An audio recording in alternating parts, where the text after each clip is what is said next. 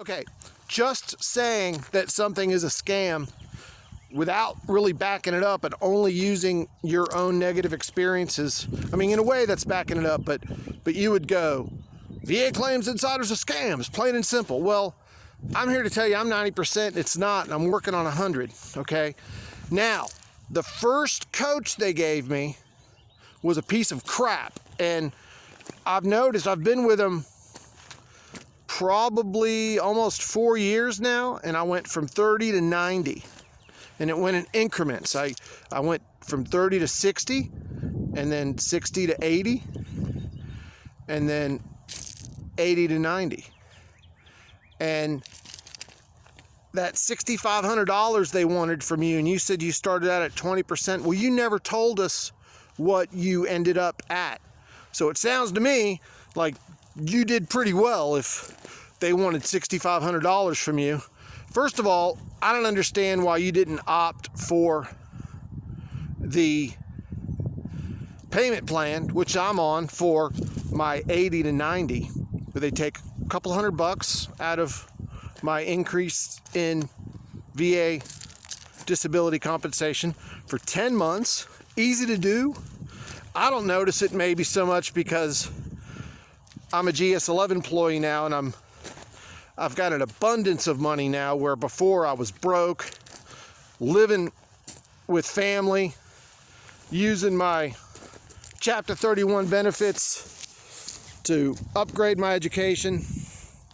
And I mean, that's just a whole mess of bugs I could talk about too, with constantly having your Navy chief father harass you about when you getting a job, when you getting, and well, now I'm making more money than he ever made. So, boy, that really felt satisfying. Wow. That's probably another thing with Marines. Maybe we don't always have the best relationships with family. Happens. But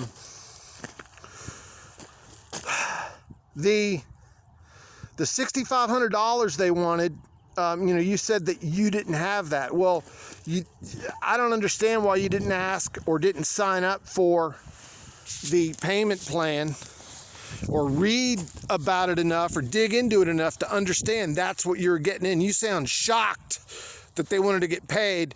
And then, but I am going to come back to on your side of the fence in a bit, in that you said that your guy never called you and you were unable to reach out to him. I totally understand how that could be frustrating, because my first veterans coach would only call me when he was commuting between a refinery he worked at somewhere near Detroit and his house in Toledo, Ohio. And I didn't like him. I didn't like being treated that way, where I was just some guy that he called in a commute. Especially with what I paid. And when he wanted access to my veterans benefits, my username and password and all that, I didn't give it to him. I said, well, no, that's not going to happen. And then he also did something where he did virtual desktop and took control of my computer. But I had just to show me around, because I didn't know how to use VA or e-benefits. Granted, there's so many videos about it now that I'm sure you could just learn online, which I think also adds to your argument and anger. So I understand. But now I'm on my third veterans coach. The second guy I had, he only lasted about a month. So is what it sounds like to me is they went through a period of massive growth where they're having success. So they're recruiting veterans coaches, and that they may not have, let's face it, especially Marines. How many Marines have scammed other veterans by being the treasurer for the Marine Corps Memorial? it still hasn't happened. So, and every guy has went nuts and run away with the money, lost somewhere in the Philippines or who knows. So it's about your view of abundance and how you feel you can achieve success and happiness that every American deserves. And we're some of the best Americans. We're Marines, and we're damaged, and that's all right, because you can learn to cope. And now that I'm doing this, I'm just going to make another video about how to cope that I've learned with it. It ain't with beer, buddy. Two things right off the bat I noticed about you: Coors Light in your hand, and then you even so much you had a symbol of your love for Coors Light with that NFL Coors Light neon sign. And NFL for me stands for not fans any longer.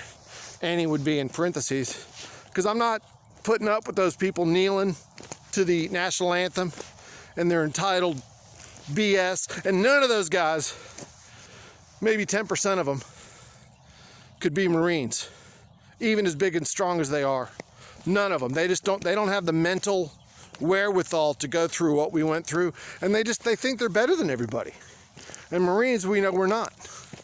We know, well, yeah, we are the greatest fighting force on planet Earth. We get that.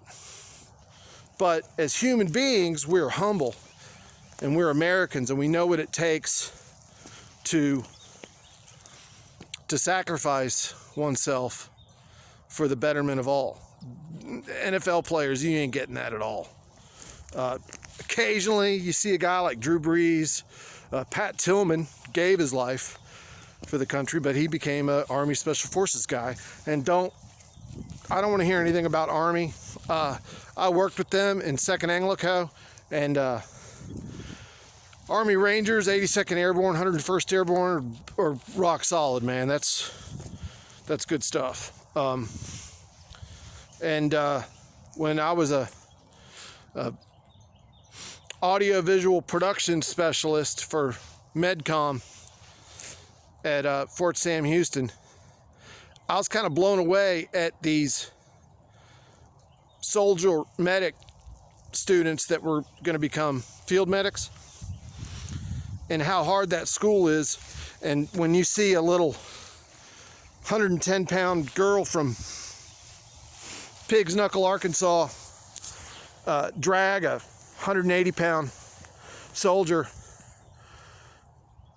40 yards or whatever they were doing, I mean, it's not a skate. That's not all Army, but there's definitely some good people there. So I think I found so many different things to talk about, I forgot initially what we were talking about. So excuse me if I do that, but it happens. You've drawn a lot of emotion out of me, Marine, and so I'm just gonna let it all rip.